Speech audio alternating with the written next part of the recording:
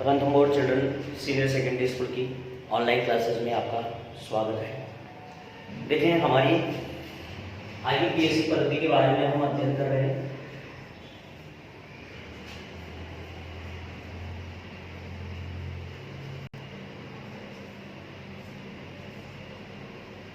IUPAC पद्धति में हमने एल्केन श्रेणी और एल्काइन श्रेणी के बारे में अध्ययन किया। अब देखें, हम बात करेंगे साइक्लो एल्केन।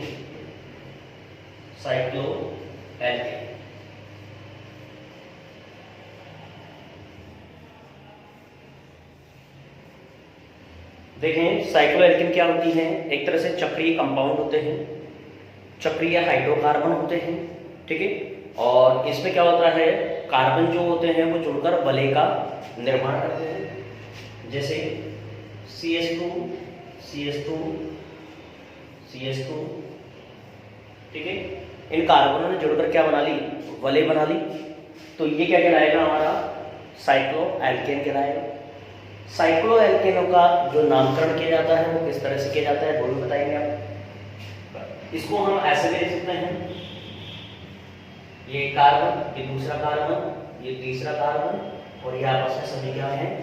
जुड़े हुए हैं। तो हम इसे इस तरह से भी लिख सकते हैं। इसी प्रकार हो सकता है चार कार्बन आपस में जुड़ जाएं, इसको भी हम इस तरह से लिख पाएंगे, ठीक है। हो सकता है 5 कार्बन आपस में जुड़ जाएं,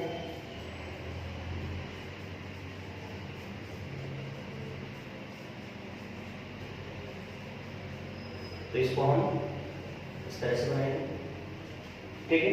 ये क्या है? हमारे साइक्लो एल्केन है। साइक्लो एल्केनों में क्या होता है, जो कार्बन होता है वो कार्बन क्या होते हैं? जुड़कर आपस में वलय का निर्माण करते हैं। अब बात करें इनके नामकरण की, तो नाम कैसे बनाया जाएगा? इनका नाम कैसे बनाएंगे हम? तो इनका नाम हमें उसी प्रकार बनाना है जिस प्रकार हम एल्केनों का नामकरण करते हैं। लेकिन एल्केन और साइक्लो एल्केन में अंतर कितना है? एल्केनों में तो श्रृंखला खुली हुई रहती है, लेकिन साइक्लो एल्केनों में क्या होती है? वलय श्रृंखला होती है। तो जैसे हमें इस कंपाउंड का नामकरण करना है, CH2, ठीक है। इसमें कार्बन कितने हैं? हमारे 3 कार्बन है। 3 कार्बन होने के कारण 3 कार्बन को हम क्या लिखेंगे? प्रॉप लिखेंगे। सिंगल बॉन्ड है इसलिए हम एल लिखेंगे, प्रोपेन होगा। लेकिन प्रोपेन तो हमारी ये भी होती है, इसको भी हम प्रोपेन बोलते हैं। ये क्या है? हमारी एल्केन है। अगर हम इसको भी प्रोपेन लिखें और इसको भी प्रोपेन लिखें तो फिर हम कैसे पता लगाएंगे कि कौन सी एल्केन है और कौन सी साइक्लो एल्केन है? इसलिए हम क्या करते हैं, इनके आगे एक शब्द ऐड कर देते हैं, साइक्लो। साइक्लो शब्द लगने से हमें पता जाता है कि ये जो प्रोपेन है, यानी प्रोपेन का मतलब जिसमें 3 कार्बन आपस में जुड़े हुए हैं, वो क्या बना रहे हैं? साइकिल बना रहे हैं, वलय बना रहे हैं। इसलिए इसका नाम क्या होगा? साइक्लो प्रोपेन, ठीक है। अगर हम ओनली प्रोपेन लिखते तो प्रोपेन का मतलब तो ये एल्केन, ये वाली एल्केन भी हो सकती थी, लेकिन इन दोनों में अंतर करने के लिए हमने क्या शब्द ऐड किया है इसमें? साइक्लो। साइक्लो से क्या मतलब रहा है? साइकिल बन रहा है, वलय बन रही है, ठीक है। तो इसका नाम क्या हो गया? प्रोपेन। इसका नाम क्या हो गया? साइक्लोप्रोपेन। सेकंड एग्जांपल देखते हैं, एग्जांपल नंबर 2। मान लो इसमें 6 कार्बन है,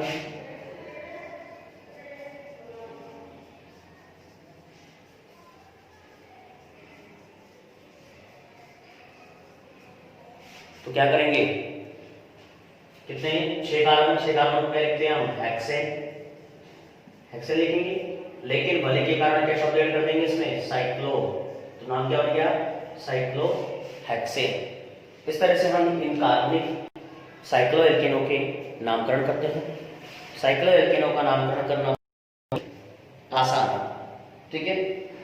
अब देखें ये जो साइक्लोएल्केन है ये कैसे हैं, जिनमें कोई भी प्रतिस्थापी प्रेजेंट नहीं है। लेकिन अगर प्रतिस्थापी आ जाए तो क्या करना है, देखते हैं।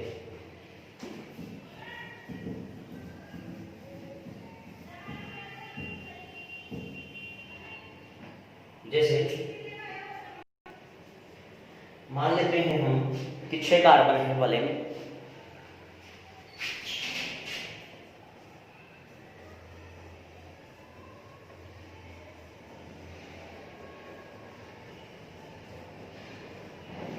और यहां पर CH3 समूह जुड़ा हुआ है।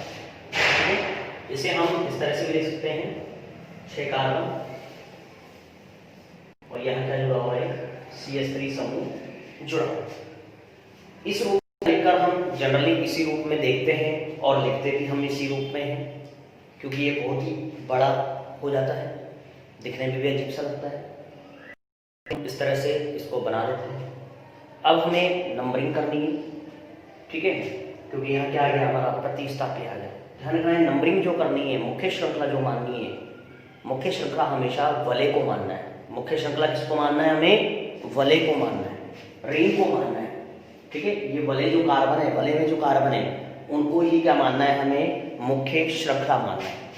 तो अगर यहाँ देखें हम तो ये 1 2 3 4 5 6 की श्रृंखला है हमारे पास, ये 6 कार्बन की श्रृंखला है हमारे पास। ठीक है, 6 कार्बनों की मुख्य श्रृंखला है जो क्या कर रही है, वलय बना रही है।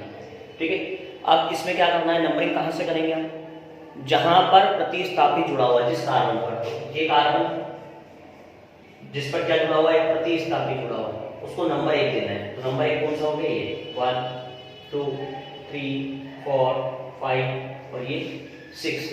ठीक है, इस तरह से हम क्या करते हैं, इनको नंबर दे देते हैं। अब देखें इसका नाम क्या होगा।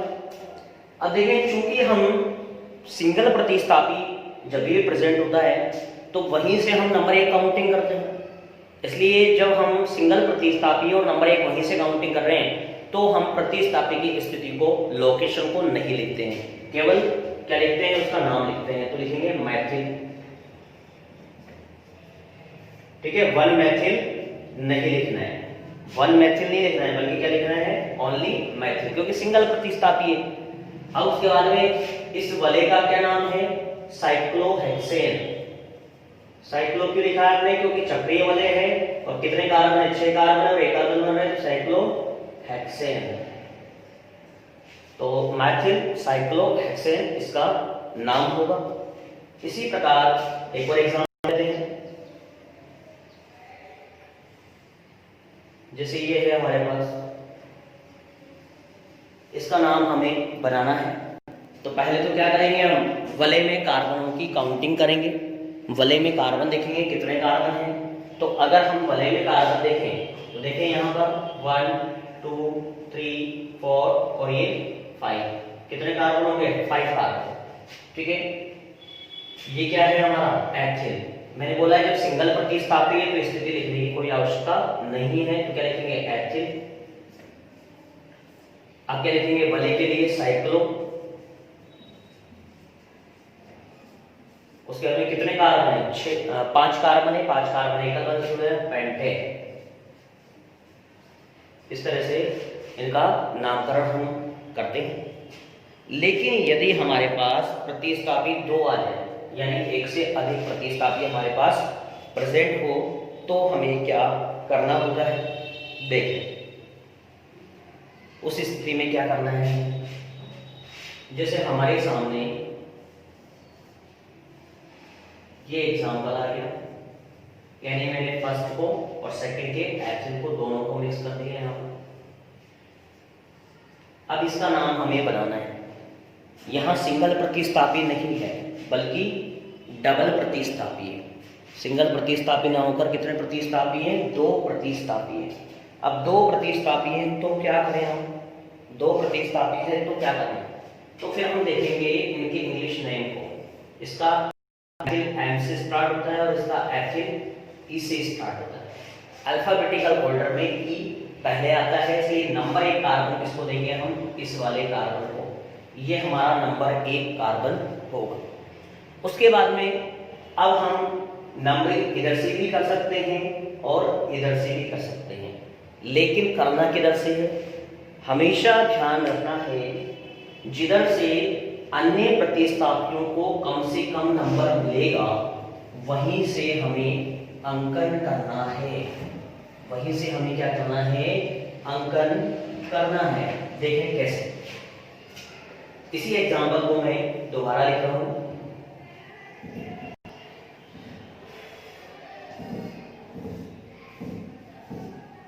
देखें इसी एग्जाम्पल को हम दोबारा लिख रहे हैं।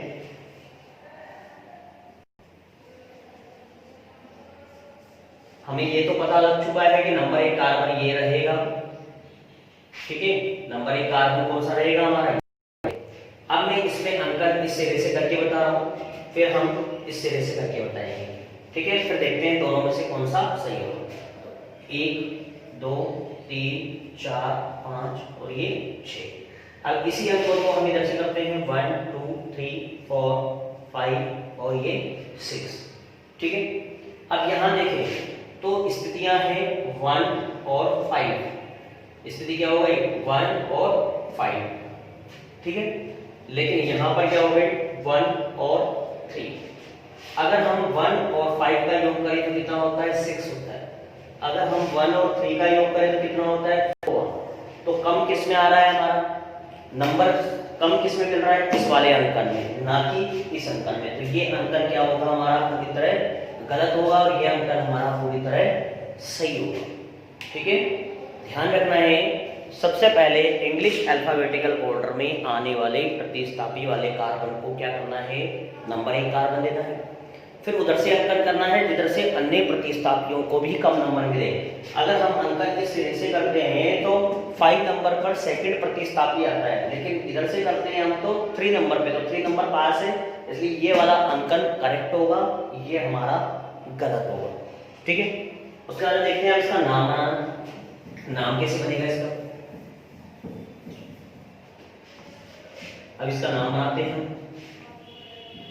तो इसके नाम में सबसे पहले वही याद रखना है हमें, अल्फाबेटिकल ऑर्डर में सबसे पहले आने वाला प्रतिस्थापी। अब यहाँ स्थिति भी लिखनी है हमें, ठीक है। 1 एथिल 3 माइथिल और उसके बाद में साइक्लोहेक्सेन,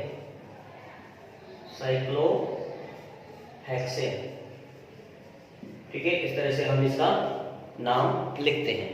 चलो एक एग्जांपल और देखते हैं, हम।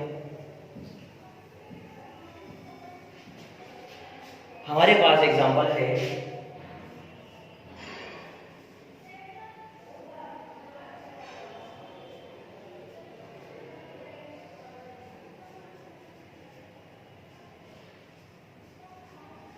ये एग्जांपल है हमारे पास।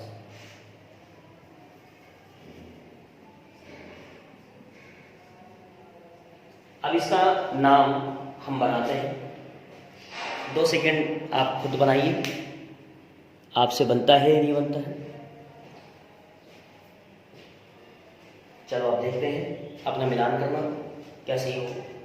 देखेंगे इस कार्बन पर मैथिल प्रतिस्थापी हुए और इस कार्बन पर एथिल प्रतिस्थापी। अभी तक हमने ये बताया था कि इंग्लिश अल्फाबेटिकल ऑर्डर में जो प्रतिस्थापी पहले आता है वहीं से नंबर 1 लेना है, लेकिन यहाँ देखिए, यहाँ इस कार्बन पर केवल प्रतिस्थापी ग्रुप है, लेकिन इस वाले कार्बन पर 2 प्रतिस्थापी है। तो एल्केन वाला वही रूल याद करना है, कौन सा, ज्यादा प्रतिस्थापी। इंग्लिश वर्णमाला क्रम या इंग्लिश अल्फाबेटिकल ऑर्डर फेल हो जाएगा, कब हो जाएगा, जब ज्यादा प्रतिस्थापी आ जाएंगे। तो ज्यादा प्रतिस्थापी होने के कारण यहाँ कितने हैं, 2 प्रतिस्थापी है, इसलिए अल्फाबेटिकल ऑर्डर फॉलो नहीं करना है। यहाँ 1 फिर 2 फिर 3 4 5 और ये 6। तो अब इसका नाम क्या होगा, 3 एथिल 1 डाइमेथिल साइक्लोहेक्सेन,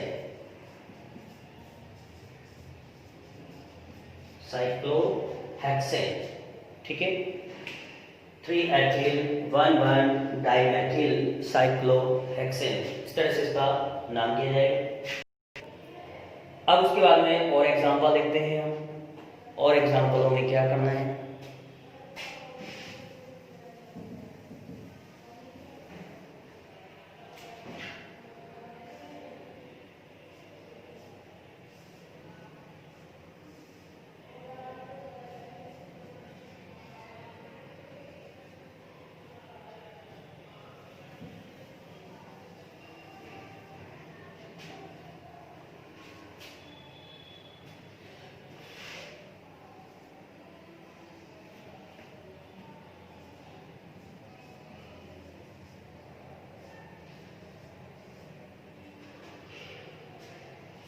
देखो और एग्जांपल को देखते हैं हम, और एग्जांपल क्या है हमारे। अगर एग्जांपल को देखें हम तो जो हमारा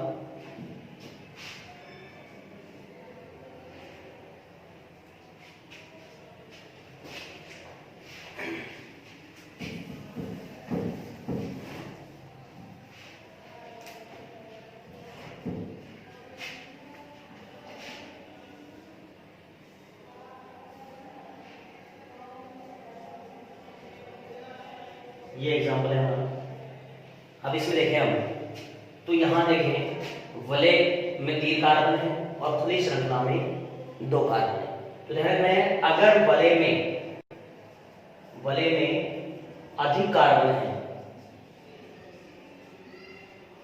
तो मुख्य श्रृंखला वलय को मानेंगे, मुख्य श्रृंखला वलय को मानते हैं।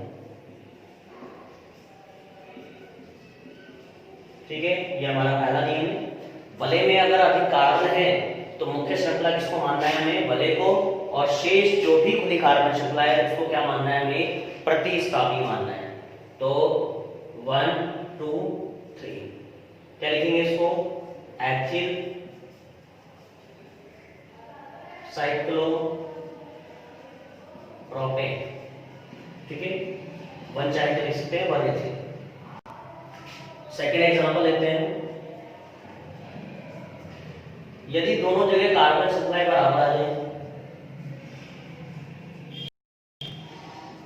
जैसे ये एग्जांपल है, वलय तथा खुली कार्बन श्रृंखला में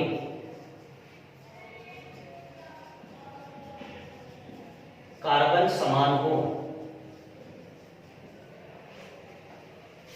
क्या करना है, वलय तथा खुली कार्बन श्रृंखला में कार्बन समान हो तो खुली श्रृंखला को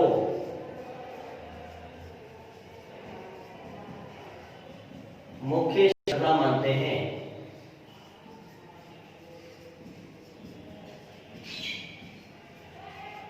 खुली श्रृंखला को क्या मानना है, मुख्य श्रृंखला की हो जाएगी हमारी, ये हो जाएगी। नंबर कहां से जाएगा, 1 2 3। अब जब ये प्रतिस्थापी हो गया तो इसको क्या लिखेंगे हम, साइक्लो 1 साइक्लो लगाना वलय के लिए कितने कार्बन है, टॉप 3 कार्बन। जो भी प्रतिस्थापी होते हैं कार्बन वाले उनके नाम में ऐड करते हैं हम, एक नाम बन गया प्रोपिल, 1 साइक्लो प्रोपिल, और इस बेस का नाम प्रोपिल। तो नाम क्या बन गया इसका, 1 cyclo propyl propane, 1 cyclo propyl propane. क्या करना है, अगर वलय तथा खुली कार्बन श्रृंखलाओं में कार्बन की संख्या खुली कार्बन श्रृंखला को क्या मानना है हमें, मुख्य श्रृंखला मानना है। और जब हम मुख्य श्रृंखला इसको मानेंगे खुली कार्बन श्रृंखला को, तो जो वलय है वो क्या कहलाएगा हमारा, प्रतिस्थापी। प्रतिस्थापियों का अगर कार्बन वाला कोई प्रतिस्थापी है तो उसके नाम में, कार्बन की संख्या के नाम में क्या कर देते हैं हम, इल शब्द ऐड कर देते हैं। तो देखें साइक्लो तो वलय के कारण है, कितने कार्बन है इसमें, 3, तो प्रोप और साथ में ऐड कर दिया हमने इल, तो क्या बन गया साइक्लो प्रोपिल, और इसका नाम क्या हो गया, प्रोपेन। ठीक है, अब एक रूल और है हमारा, लास्ट रूल इसका, थर्ड रूल की बात करें। अगर इसके थर्ड रूल की बात की जाए तो थर्ड रूल ये कहता है कि अगर खुली कार्बन श्रृंखला बड़ी हो जैसे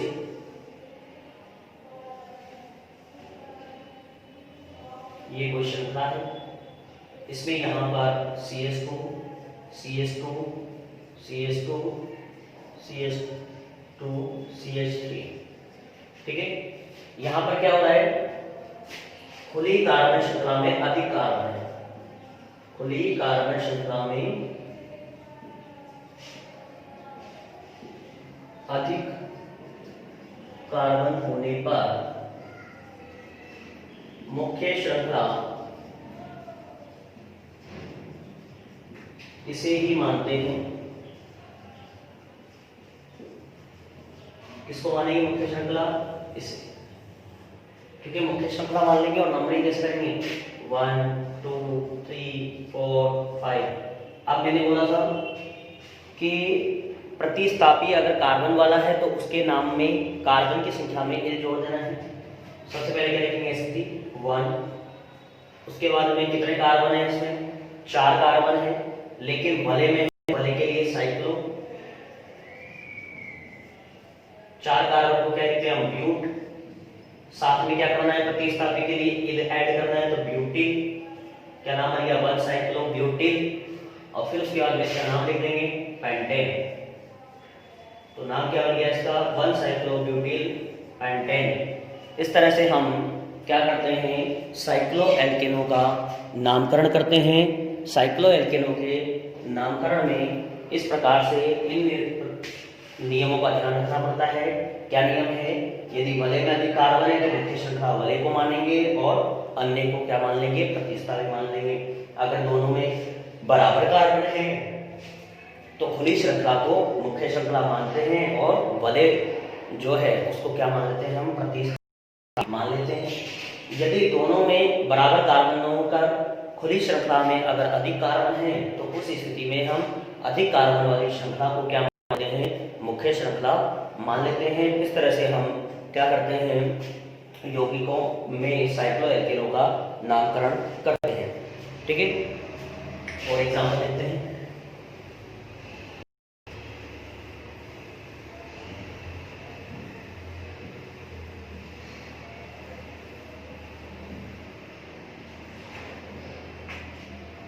अब यदि 2 कार्बन श्रृंखलाएं एक साथ आ जाए, यानी 2 वलय एक साथ आ गई हैं,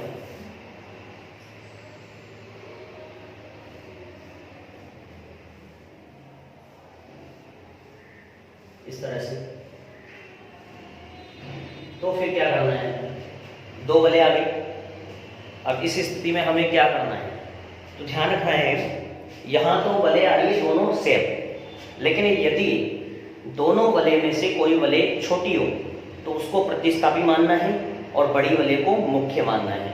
यहाँ पर दोनों ही बराबर है, हम किसी को भी प्रतिस्थापी और किसी को भी वलय मान सकते हैं। 1 2 3 4 5 और 6, एक को प्रतिस्थापी एक को वलय, ये क्या बन गए हमारे प्रतिस्थापी। तो इसको क्या लिखेंगे, साइक्लो हेक्सिल, साइक्लो हेक्सिल, क्या नाम बन गया इसका, साइक्लो हेक्सिल, ठीक है। ये तो इसका नाम हो गया साइक्लो हेक्सिल क्योंकि ये प्रतिस्थापी है, और इसका नाम क्या बन जाए, साइक्लो हेक्सेन, साइक्लो हेक्सेन। इसका नाम तो क्या हो गया प्रतिस्थापी के रूप में साइक्लो हेक्सिल, और इस पूरे का नाम क्या हो गया, साइक्लो हेक्सेन। तो इस तरह से वलय आपस में जुड़ी हुई हैं तो भी हम एक को क्या मान लेंगे, प्रतिस्थापी, और एक को क्या मान लेंगे, मुख्य वलय श्रृंखला। मुख्य वलय श्रृंखला का नाम बाद में लिखना है, प्रतिस्थापी का नाम पहले लिखना है। यदि दोनों वलय में कार्बन की संख्या में डिफरेंस है तो क्या करना है, फिर हमें जो कम कार्बन वाली वलय है उसको प्रतिस्थापी मानना है और अधिक कार्बन वाली वलय को मुख्य वलय मानना है, ठीक है। उसके बाद में देखते हैं,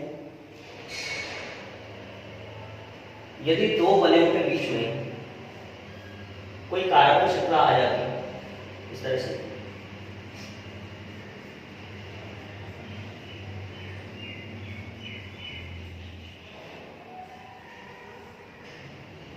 ठीक है। अगर मान लो 2 वलयों के मध्य अगर एक कार्बन श्रृंखला कनेक्ट हो दो वलियों को, दो या दो से अधिक भी हो सकती है। अगर ऐसा हो रहा है तो फिर उस कंडीशन में हमें सिर्फ और सिर्फ जो मध्य में कार्बन श्रृंखला है उसे ही मुख्य श्रृंखला मानना होता है। ठीक है, जब वलय दो या दो से अधिक हों लेकिन वो बीच में कार्बन से कनेक्टेड हो, तो वो जो खुली कार्बन श्रृंखला है उसे ही हम क्या मानते हैं, मुख्य श्रृंखला मानते हैं। ठीक है, तो मुख्य श्रृंखला मानेंगे तो इसका नाम क्या हो जाएगा, 1 2 3, तो 1 3 डाई साइक्लोहेक्सिल, साइक्लोहेक्सिल। ठीक है, साइक्लोहेक्सिल हो गए दोनों, और प्रोपेन, इस तरह से इसका नाम बनेगा। ये हमारा इस तरह से कंप्लीट होता है साइक्लो एल्केन टॉपिक। ठीक है, साइक्लो एल्केन हमारा